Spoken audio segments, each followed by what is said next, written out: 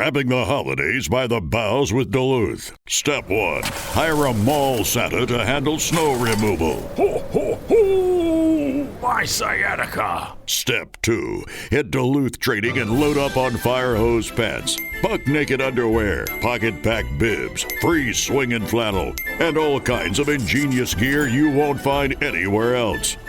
Grab the holidays by the boughs and shop Duluth Trading, online and in store. Shopify's point-of-sale system helps you sell at every stage of your business. Need a fast and secure way to take payments in person? We've got you covered. How about card readers you can rely on anywhere you sell? Thanks. Have a good one. Yep, that too. Want one place to manage all your online and in-person sales? That's kind of our thing. Wherever you sell, businesses that grow with Shopify. Sign up for your $1 a month trial at shopify.com/Spotify. Shopify.com/Spotify. Starting your business isn't just about opening the doors. It's keeping the dream you built secure. With New York Life, you get the financial guidance to make it real. Start today at nyl.com.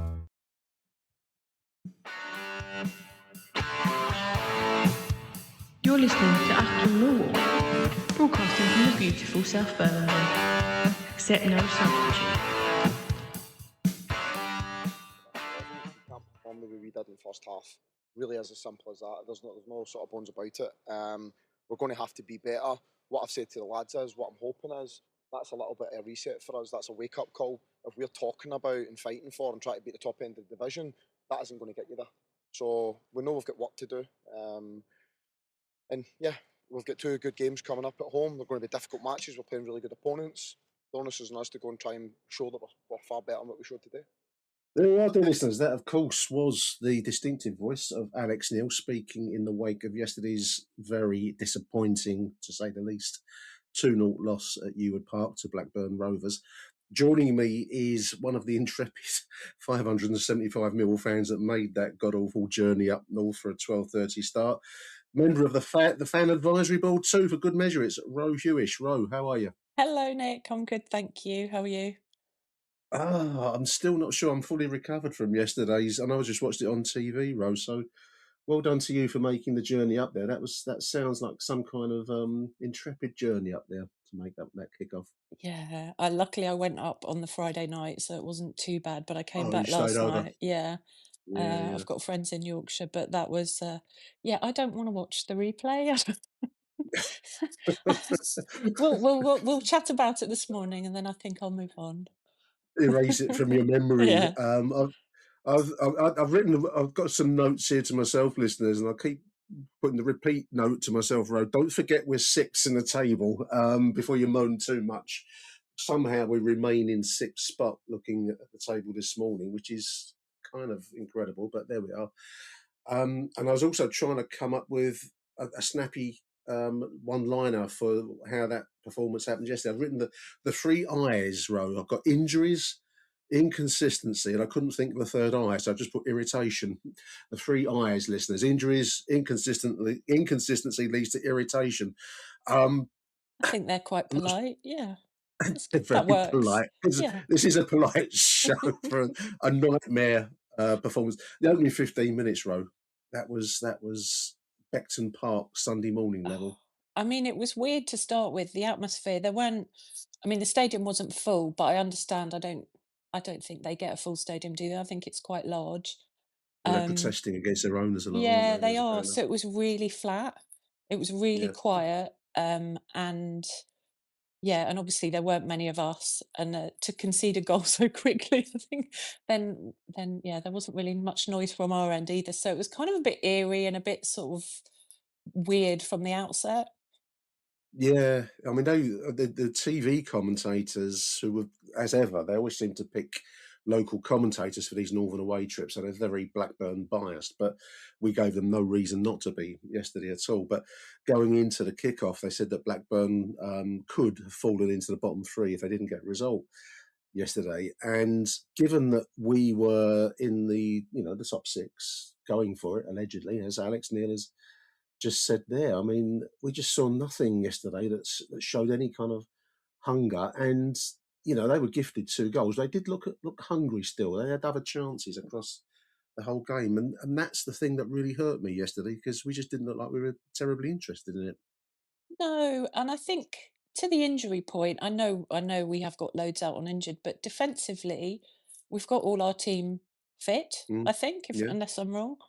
yeah. So there wasn't really an excuse, especially the second goal. I know we'll come on to that, but yeah, Well, I that can't yeah, really. And obviously, I know we're lacking in the midfield, but Billy was back and he played well. I thought, yeah. um, probably the best out of in the first half, best if there can be a best, but you know what I mean. I thought Billy Mitchell did. It was good to have him back, let's say. But yeah, it was odd because yeah, I thought we've got our first choice defenders available. Well, I couldn't argue with the starting 11. As we're going to keep saying, probably injuries, injuries, injuries. So it wouldn't be the ideal starting 11, but it certainly wasn't an 11 that I could really pick much fault with. Crocombe in goal.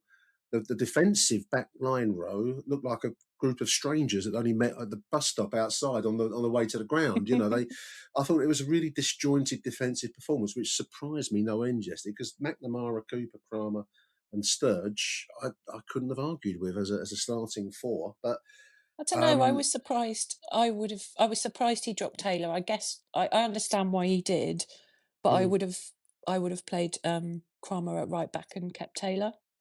yeah, Um, yeah. I mean, that's worked for us reasonably well of late. But someone challenged me on that, saying, after the week before, it's better to have a more defensive rather than Kramer going forward. But then Sturge goes forward.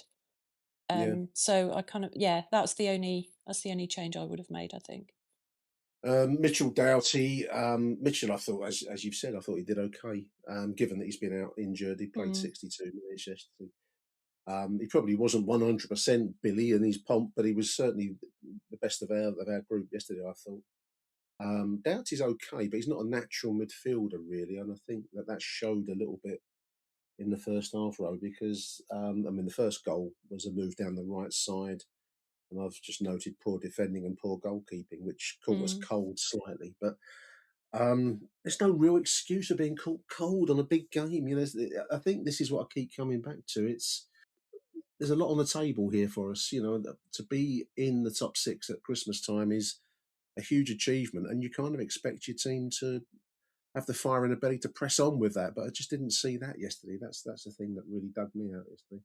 Yeah, no, I think I agree with you. I mean, I know the whole game was disappointing for a number of reasons, but there were times in that where we played really well. So Mm, I don't understand why they couldn't kind of have that confidence going. Okay, we've had a blip. Let on paper we're a better side, arguably. You know, let's get the three yeah, points. It was a bit weird, but I think I don't know. I mean, I don't. We've talked about stats. I'm not a stats person, but it no, feels to me over the last, I don't know, few years, Blackburn are a bit of a bogey team. So you kind of think, oh, maybe that's got in the psyche. But then if you think back to the Blackburn game, who is it? I suppose McNamara and Cooper are the only ones that would have played in that. Leonard was out yeah, for that one. So it's not, yeah, different manager, different. So it's weird how, I don't think it's necessarily that kind of psyche carried forward with that team, but I don't know. no, I don't buy that. I mean, that's the opening 15 minutes. We were 1-0 down inside the third minute. Poor Mm, goalkeeping, poor defending. mm, We nearly went 2-0 down shortly afterwards. I think that was actually again Jake this time made some yeah. poor decision and it was a decent save. In fairness to Crocombe, who had a bit of a nightmare game overall, actually made some saves as well. So it's goalkeeping is a very, they call it the loneliest position, Ro, don't they? Because you one error and you cost a goal generally. So it's a tough position to play in. But we dodged a bit of a bullet on 9 minutes. And I must admit that the opening on 15 minutes, I just got we were so sloppy. We looked so disjointed, so sloppy. But Yeah, I that don't was think cap. Cooper had his best game. There No, were no, it's no, no. difficult. It's difficult to see it when you're at the goal end. I sit in Barry Kitchener, so I can't, when you see, normally I'm used to seeing the Yeah, whole game, and I find it quite difficult when you're behind a yeah, goal to sort of see what's happening right down the other end. But yeah, yeah. You um, just become vaguely aware there's been a goal. I mean, the second goal. is unfortunately that's going to become one of these viral clips now that gets replayed every so often. When you're looking at loops of comedy kind of football. I mean, that was communication, was Lack 101. of, lack Yeah, of. That's exactly. right. Between Danny and Max, that was just, yeah. Yeah, I mean, listeners will have seen it a million times, but he heads it past Krogan. But as you say, Ro gives no kind of idea as to what he might want done with this ball coming No, in. And I think the Blackburn striker puts it in the net, but it didn't really need to no. because it was going in of its own volition anyway. So that was 2-0. And it really felt like game over at half time, and that's a diabolical state of affairs for a Millwall side. I mean, three-way substitution at half time. In came Taylor, Langstaff, and Bryan, who actually I thought did quite well for us in the second half. Mm. Imaku, who looked a little bit lost out there, Ro. I Yeah, do feel for the boy, don't you? yeah, because he had such a well, he has been playing well, and I know he divides opinion, but yeah, he wasn't. It felt like he wasn't really in it. But No. I thought it was a bit harsh to take him off at half time. Well, it Um, wasn't the forward. I mean, Bello came out, Imaku came out, and Sturge came for the agree with substitute. Sturge because I think on the first goal, he was kind of a bit absent. Someone made a good point to me the other day about. I mean, obviously he was concussed. He had the 7-day break Mm. for the concussion protocol, and it's as my old mum used to say, it's a funny old thing, concussion. It can take you quite a while. You see it in other sports where players, particularly cricket and sports like that, where players get hit on the head, and it takes a long while, sometimes if ever, for you to fully recover from concussion. It is a funny old thing, isn't it? I just Mm. wonder whether Sturge is under par because of that. He didn't look himself yesterday at all. No, no, you don't know, do you? And No, you again, don't. that's kind of back to my first point. If you're putting Danny Mack in, why not put Joe Bryan in at the start as well? Um, Yeah, but yeah. then I I mean, suppose going forward, Joe Bryan goes forward quite a bit. But again, that'll be a controversial point for me to say. But I'm a big well, Joe Bryan fan, so I'll leave it there. I mean, he played. I mean, certainly in the second half, and I would include Joe Bryan. We looked a bit better, Mm, marginally better. I wouldn't say we ever dominated the game, but we went close. There was a flick header from Taylor, I think it was, and that was a corner. yeah. And I think Ivanovic had a save. It went closer, but like a very tight angled shot, if memory serves. So, but that faded away, Ro, and the kind of bright start to the second half seemed to fade into not very much as the game wore along. And for me, at least, I mean, there was a late chance for Blackburn. I think they had a clear header in front of goal, Mm, and that went wide, thankfully. um, Well, we had no threat going forwards, no, did we? We really no. didn't. A couple of moments in the second, perhaps, where we went marginally close, but nothing. We certainly didn't dominate the game, and we don't seem to have players. This is one of the points that I wanted to make today. We don't seem to have a player that just. We've lost George Savills, perhaps the only player I can think of in recent times where he will grab a game by the scruff of the neck and not tolerate what he's seeing around him.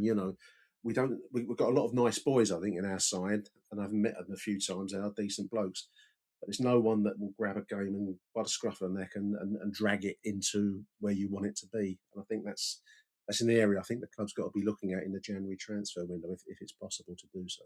Yeah, because I think, I mean, at the, when we signed him, I kind of thought Doughty would be that kind of player.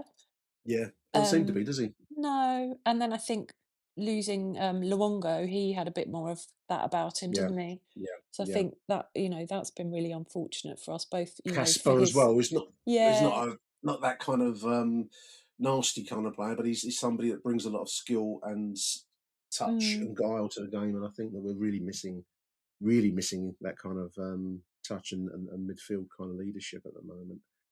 yeah. But there we are. It finished 2-0. We're still six. I've got that written at the top and bottom of my notes.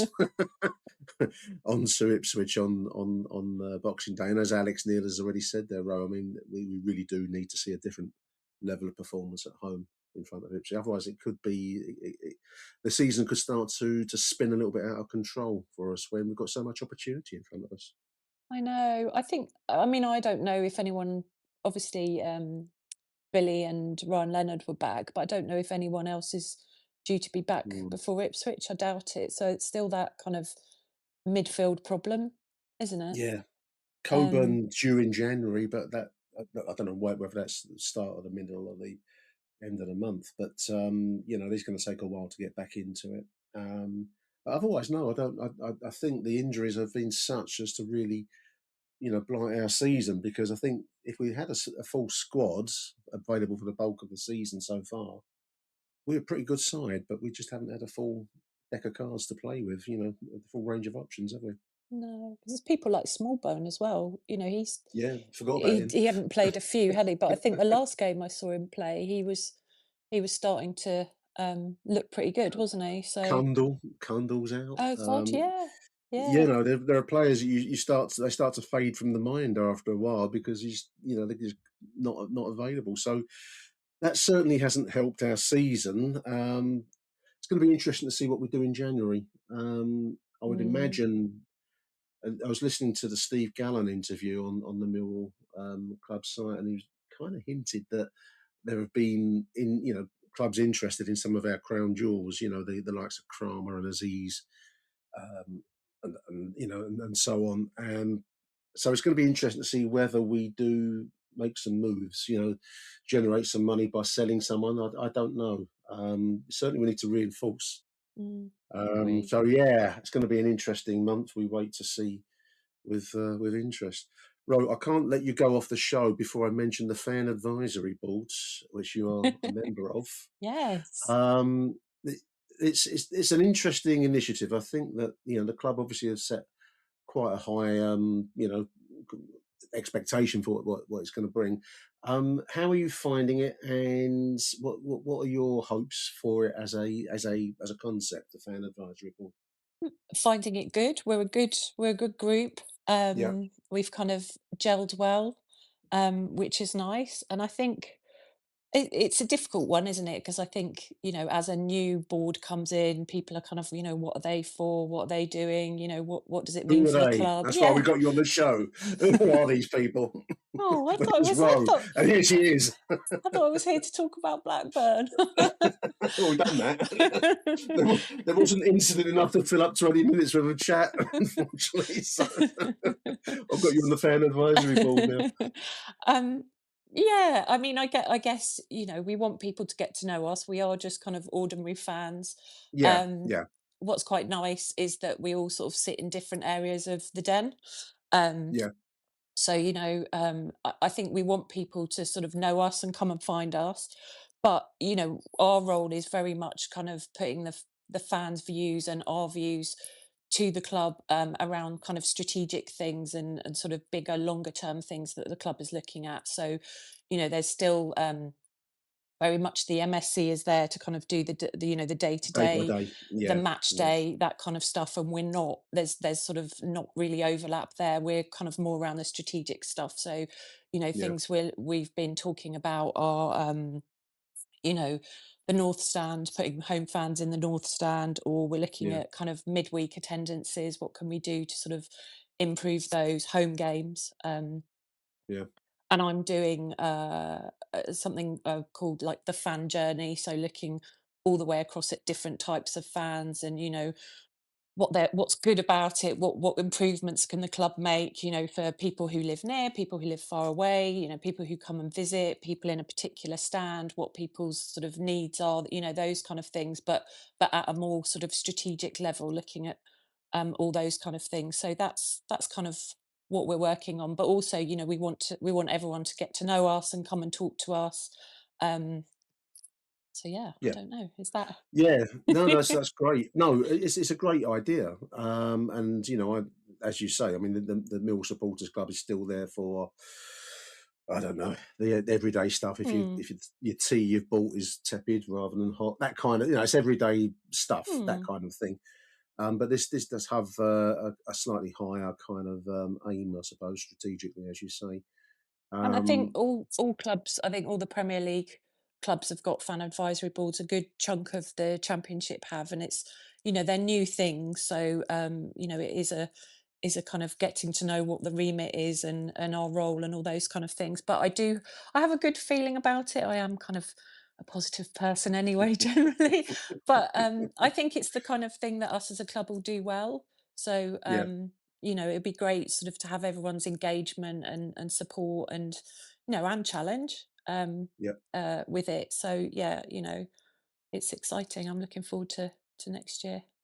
There are contact details, listeners, on the club website. I also found a website, Millwall Fab, FAB, is that Yay! correct?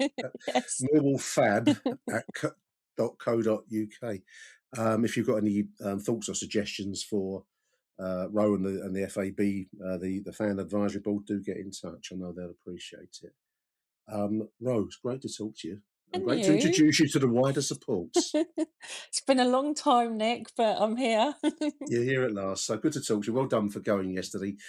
And listeners, stay tuned after these messages. I have an interview I did last night with our Northern Correspondent about yesterday's game, John Shipman. Stay tuned. This episode is brought to you by Netflix. So Netflix is basically Santa this year. 2 NFL games on Christmas Day, streaming live. At 1 p.m. Eastern, it's Cowboys, Commanders. Then at 4:30, you've got Lions, Vikings. Midwest football, playoff stakes, and probably some snow. Watching holiday football is a tradition the whole family can enjoy. Open some gifts, grab some food, settle in, and watch NFL Live on Netflix this Christmas Day. ¿Hablas español? Sprichst du Deutsch? Kan du norsk? If you used Babbel, you would. Babbel's conversation-based techniques teaches you useful words and phrases to get you speaking quickly about the things you actually talk about in the real world, with lessons handcrafted by over 200 language experts and voiced by real native speakers. Babbel is like having a private tutor in your pocket. Start speaking with Babbel today. Get up to 55% off your Babbel subscription right now at babbel.com/Spotify, spelled BABBEL.com/Spotify. Rules and restrictions may apply.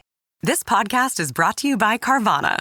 Carvana lets you buy your next car on your terms. Explore a massive inventory online, filter for what matters, and find your perfect match. Then choose delivery to your home or pick it up at one of Carvana's iconic car vending machines. Every car also comes with a 7-day money-back guarantee, so you can make sure it's the right fit. Buy your car on Carvana. Delivery or pickup fees may apply. Limitations and exclusions may apply. See our 7-day return policy at Carvana.com. Carvana. Achtung, Millwall. Joining us on the show now is our Northern Correspondent John Shipman. Well done for going today, John. That was pretty diabolical stuff, mate. Yeah, thanks, Nick. It did occur to me on the walk back to the station that I've been kindly asked to contribute to this podcast over quite a number of years now at the various Northern away trips, and honestly, it feels like with a perm anyone from the last 10 years, we're seem to do this against Blackburn. It's absolutely soul destroying, but here we are again. I was. The opening 15 minutes, I thought we threw the game away, really. The opening goal, obviously, is I think it was less than 3 minutes in, was that break down the right side. I thought Blackburn today seemed to be moving with ease down our right flank, so it'd be our left side. Sturgeon, Ballow on that side, not really doing much to contain them. And the opening goal was an example of that. I moved down the right side, crossing from so I battered away by Crocombe. I thought I had a bit of a mare today, John, in all truth. And then followed in. I mean, it's a combination of poor goalkeeping, poor defending for the opening goal. We're behind inside 3 minutes. Yeah, you don't want to single out players today because all of them were atrocious. However, let's single out some players. That Sturgeon Ballow combination down the left-hand side seems very weak to me. They're both quite slight lads in comparison to some others in that position. I wouldn't mind seeing Doughty there, but such are the injuries that Doughty's got to play central midfield at the minute, and the whole back four keep being shuffled around, and I think that's what I saw evidence of today, is a back four that weren't sort of confident playing with each other, and a bit of lack of communication between the keeper and the back four. Now, Crocombe's been good for us this season, I think, and I think he's the best of the options that we've got available, but let's not kid ourselves. He's a 30-something League One keeper. This is the highest level he's played at. He was brought in as our third choice keeper, and for a combination of injury and Bender not being very good either, finds himself in the number one position. It was just poor today at the back. There was no cohesion between them, and I can't help but think it's just because we shuffled the pack a few too many times. Well, I wondered that. I mean, obviously Danny Mack, Jake Cooper, Tristan Kramer and Zach Sturge across the back line in front of Crocombe, listeners. It is a reshuffle again. And, obviously the elephant in the room is the injury crisis, John, isn't it? I mean, everything seems to be deriving from that. The return of Billy Mitchell was welcome. I thought he wasn't Billy in his pomp today, but he certainly gives you as much as he can possibly give out there. And Doughty, I don't know. I mean, I like his passing ability. He just don't always look. You don't get much in the way of leadership. You don't get much in the way of crunch in midfield from him. He's not a Casper Denor, is he? We're badly missing. He's not. I think we do miss Casper. The leadership word, Nick, I think is an interesting one. I think we've got some. We're talking from we're fed up and we're in sixth. It's not been a disaster of the season. It's tempered somewhat because if you look at the goal difference we've got, you'd have to go down to 20th to find a team with a worse, the first team with a worse goal difference. So it's a little bit. I don't want to say it's a false position. You deserve to be where you deserve to be, but that lack of leadership, it feels like that's across the squad even. Cooper, God love him, he's been a great servant and still is a great servant. I'm not suggesting we get rid, but he's never been a leader himself. No, and that's the captain of the team. So where does it come from? What you wouldn't give for a Terry Erlock, a Dennis Wise, someone in the middle of the park, a Les Briley, drag them along on a day like this. Yeah, and just not to tolerate what we saw.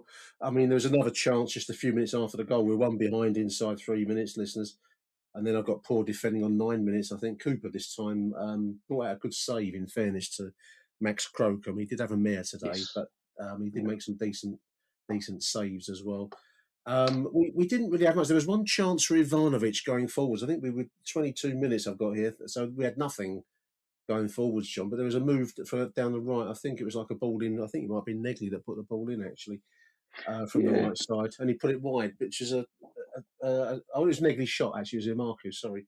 Imaku come in from the right, Negley's shot. He kind of caught it on the volley, which was, if it had been on target, it would have been a good goal. But big if. I seem to remember Ivanovic when he put the wide as well, but maybe it was the same one. Tight angle shot, I thought Ivanovic, worked hard today.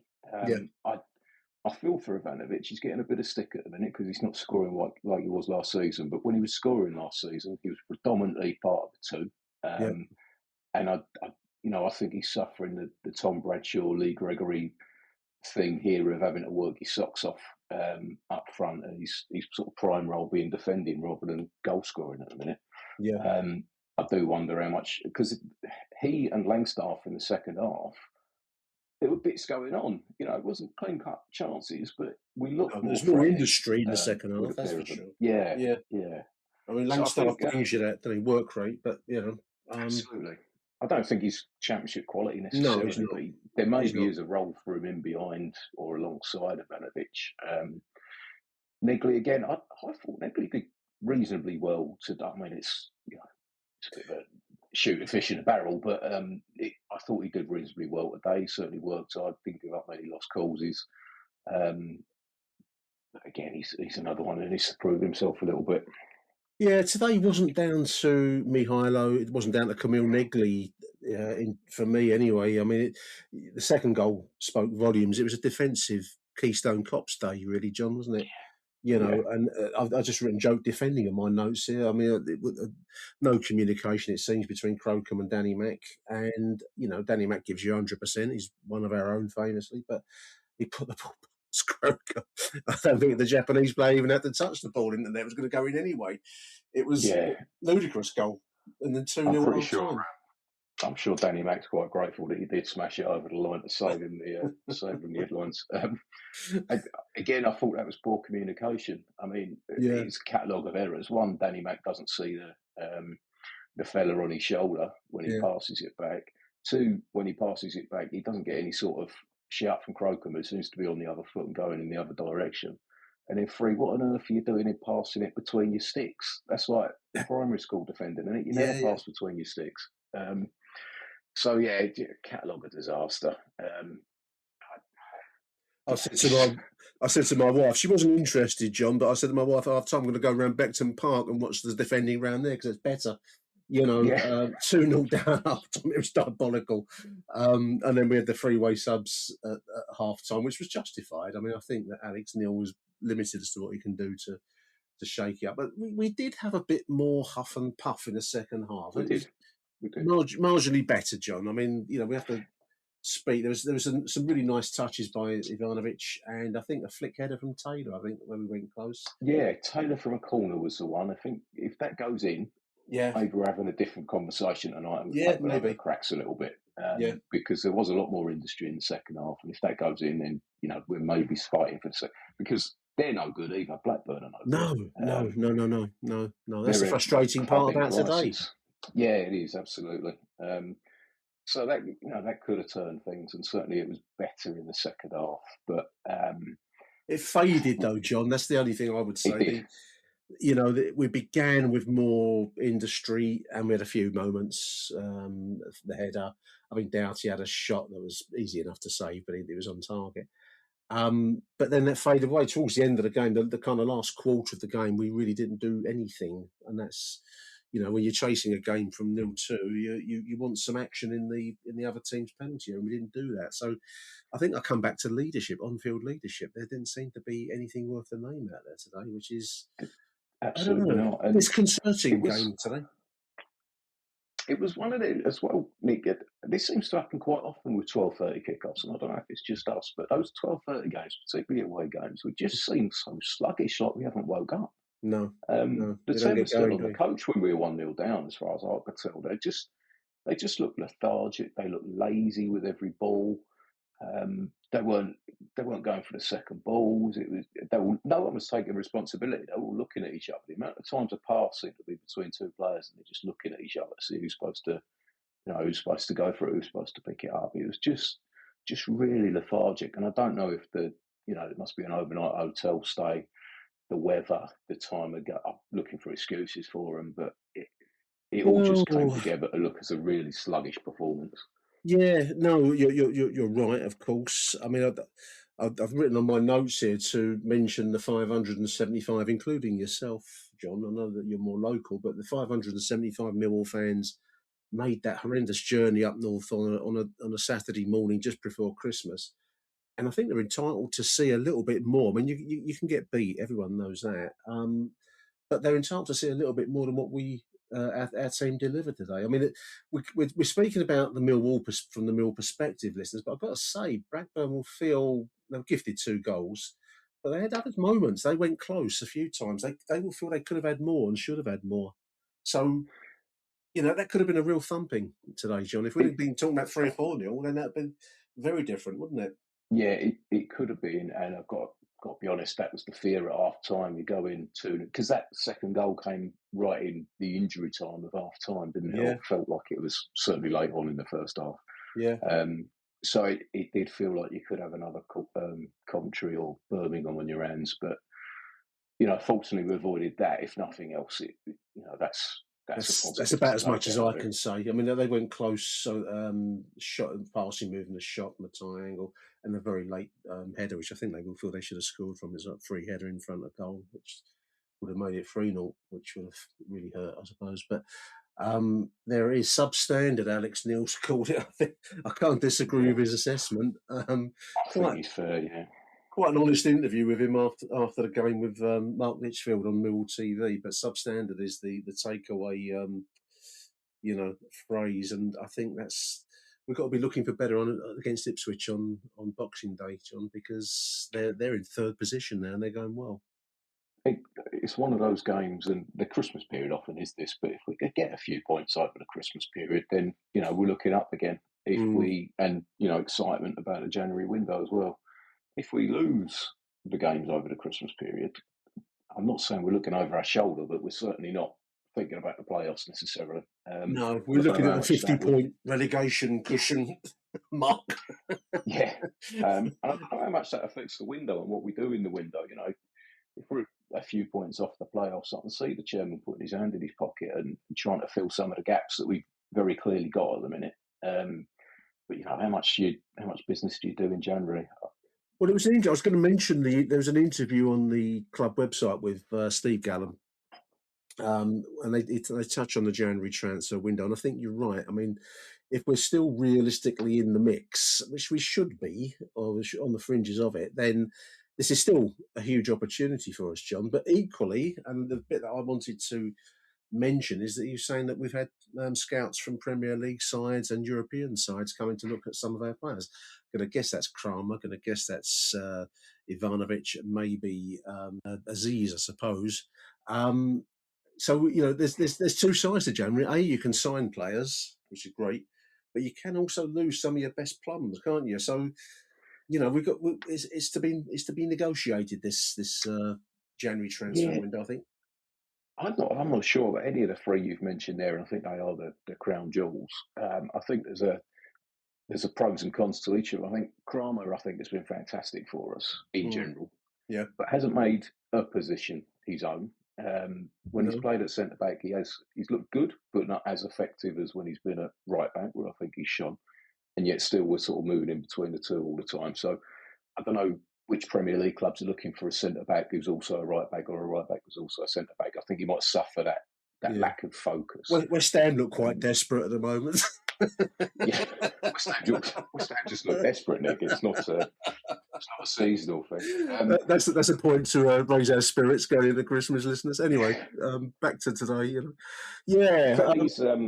Femi's in and out with injury at the best of times, so I don't think teams necessarily take a gamble on Femi. No. He was in a particularly hot spell, but dropped off a little bit. And then Ivanovic isn't the Ivanovic of the later last season, and let's face it, he didn't attract the bids people were expecting in the summer. So maybe we get away with it for another 12 months. Maybe we keep them until they prove themselves injury and position-wise. I suppose if you're right. I mean, if I was lashing out big money from another club, then you would certainly weigh up all of those points. You are right. It's going to be an interesting January transfer window, and we have the other aspect, which people were taking the mickey out of Gal and saying we've got players returning, and like that's the new player kind of cliche, But that will be a factor. We've been smitten with injuries this season, and for whatever cause, I don't know. But that's just how it is. So we got did we get performance director in this week? Yeah, I saw that. Johnny Northeast. He's got a great name, Johnny Northeast. Yeah, I don't know quite what a performance director is and why you need one, but I can only assume we're going to be better off with one than without one. So. Yeah. Maybe that will start to make a bit of a difference. I would have thought we had one already, but clearly we didn't. So maybe that's half the. I mean, I do hear that Lurch was doing the chef work at the ground, so I don't know if that's true or not. But that's one of the things I heard. So maybe it'd be good to get a bit more professional on that front and get the right kind of advice and dietary aspects sorted. I don't know. There's something desperately wrong, though, isn't there? That we're picking up so many injuries and so many hamstring injuries as well. Which, if that's a muscle, I'm no doctor, my surname won't allow. But it's one of them where if we're picking up that many muscular injuries, then surely we're doing something wrong in the conditioning of the players. Must be a cause. Very depressing day, though, dear listeners. 2-0 loss at Ewood Park to take us into Christmas. I just want to repeat, well done everybody that went up there today. That was a long, hard grind. It was hard enough watching it on TV, John, let alone being in the stadium. I was rather hoping that the rain gods might have rained the game off again. They've had a bit of a problem of late with postponements, but no, not today. That one went ahead, and we paid the price. But there we are. On to Ipswich on Boxing Day. John, I want to say a big thank you for joining me, mate. It's much appreciated on this very welcome, Nick. Difficult day. And stay tuned, dear listeners. We're back after these messages. Well, we will in fact be back in part 2, dear listeners. This edition turned out to be so long, I split it into 2. So do stay tuned, but do come back for part 2 of this edition 804 of Achtung Millwall, which will feature the voicemails. So see you in the other edition. Thank you for listening, dear listeners. Arrivederci Millwall. Bye for now. Achtung, Millwall.